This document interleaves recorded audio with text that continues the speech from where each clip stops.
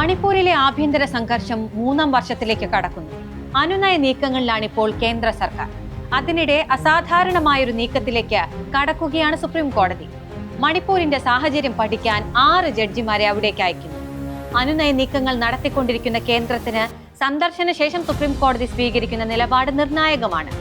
ഈ സാധാരണമല്ലാത്ത സാഹചര്യത്തിൽ ഒരിക്കൽ കൂടി മണിപ്പൂരിലേക്കൊന്ന് പോയി വരാം. കഴിഞ്ഞ 2 വർഷമായി എന്താണ് മണിപ്പൂരിൽ സംഭവിക്കുന്നത്? എന്തിനാണ് ഈ സന്ദർശനം? ഇതുവരെ കേന്ദ്ര സംസ്ഥാന സർക്കാരുകൾ എന്തു ചെയ്തു? പരിശോധിക്കാം. കോഡ് ഫോർ ദ പീപ്പിളിലേക്ക് സ്വാഗതം.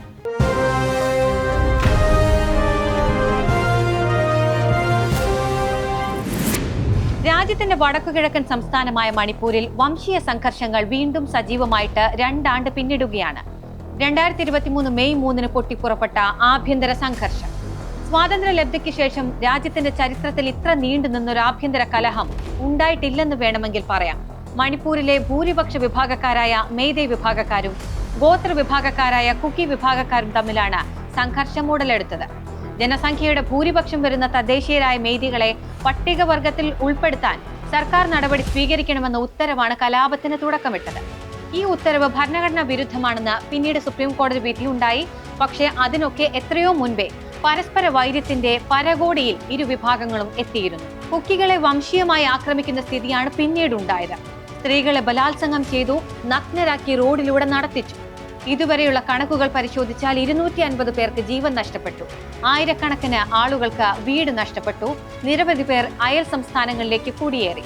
അങ്ങനെ പൊടുന്നനെ പുറപ്പെട്ട ഒരു സംഘർഷം 2 ആണ്ട് പിന്നിടാൻ പോകുന്നു.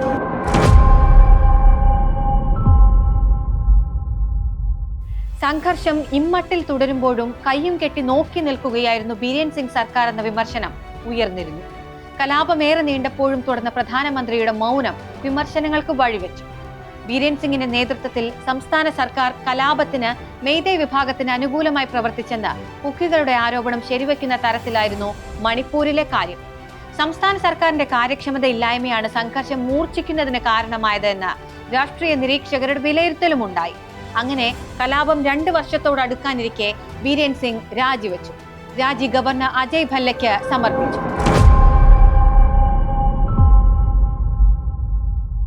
ബീരേൻ സിംഗിന്റെ രാജി കഴിഞ്ഞ് 4 ദിവസത്തിനകം മണിപ്പൂരിൽ രാഷ്ട്രപതി ഭരണം ഏർപ്പെടുത്തി. മുഖ്യമന്ത്രി പദത്തിൽ സമവായമാകാത്തതിനെ തുടർന്നായിരുന്നു നടപടി. ഭരണഘടനയുടെ 356 വകുപ്പ് പ്രകാരമാണ് സംസ്ഥാനത്ത് രാഷ്ട്രപതി ഭരണം ഏർപ്പെടുത്തിയിരിക്കുന്നത്.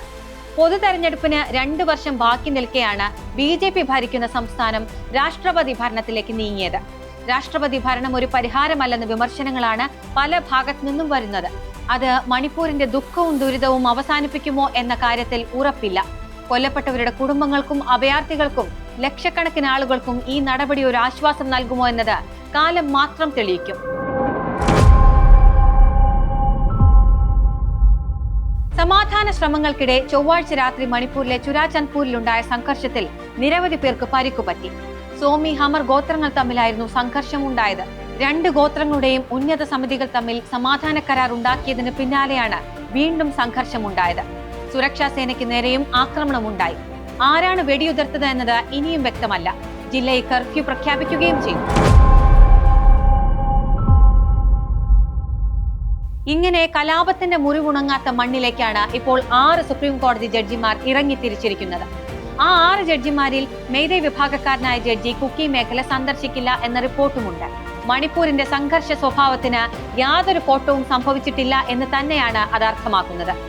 നാഷണൽ ലീഗൽ സർവീസ് അതോറിറ്റിയുടെ എക്സിക്യൂട്ടീവ് ചെയർമാൻ ജസ്റ്റിസ് BR ഗവായാണ് സംഘത്തെ നയിക്കുക. Justice Surya Kant, Vikram Nath, MM Sundaresh, KV Viswanathan, N Kotiswar Singh എന്നിവരും സംഘത്തിലുണ്ട്.